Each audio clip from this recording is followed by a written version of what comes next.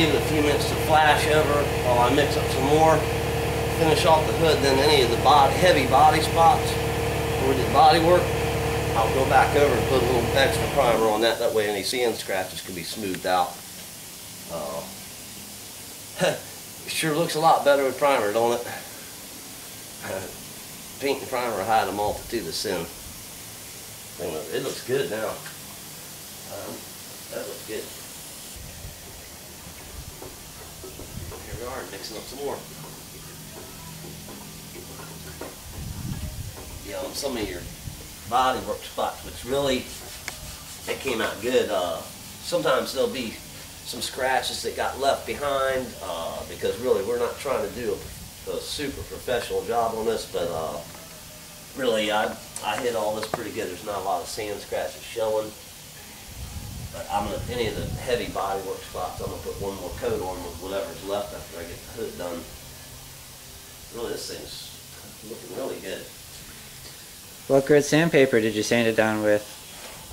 We started with 80 grit on the really rough stuff. And so we did the whole car in 80 grit first, and then I went back over it with a 120, and then we moved to a 180 to smooth out anything. And in our body work areas, we used 40 and then 120, knowing that they were going to get a heavy primer on them, so that's as far as we went. And that's about it. Now we're just waiting, we'll give it a minute or two. I'm going to stir this paint some more and throw it in the gun and go around hitting anything that looks like it needs a little more.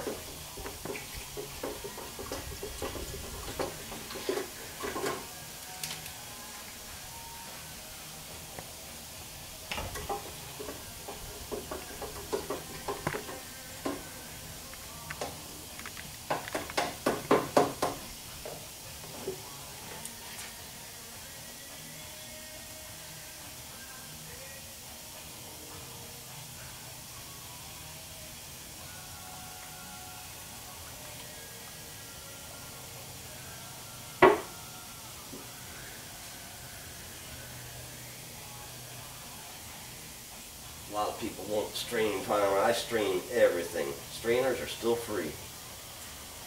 Why do you strain your primer? Just so I don't have no clumps in it.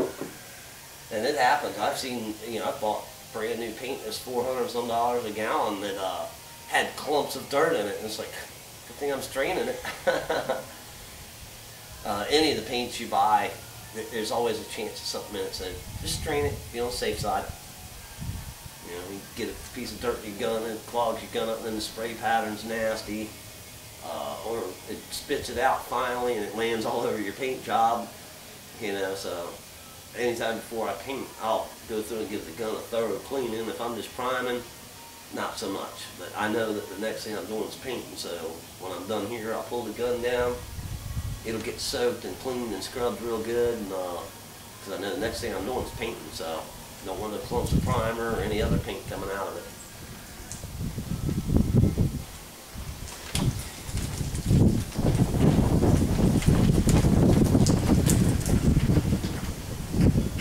A lot of times when I'm just doing priming or stuff like that, I'll use a can that I've used before, and you can see that's got nasty clumps of this and that in it, and that's why another reason I strain. I'll get good use out of the strainers and everything else I've used here.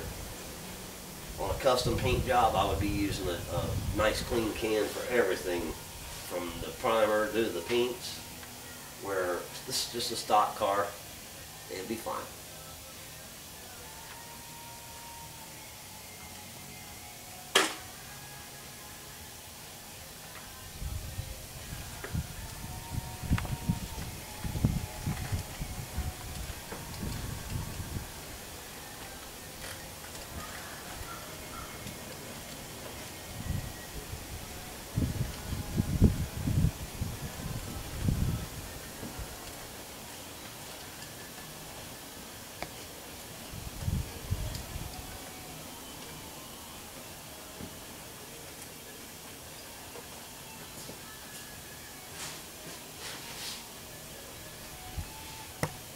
It's really looking good. whole different car now. We'll put some paint on it, man. It'll wake it up, start looking like a rocket ship.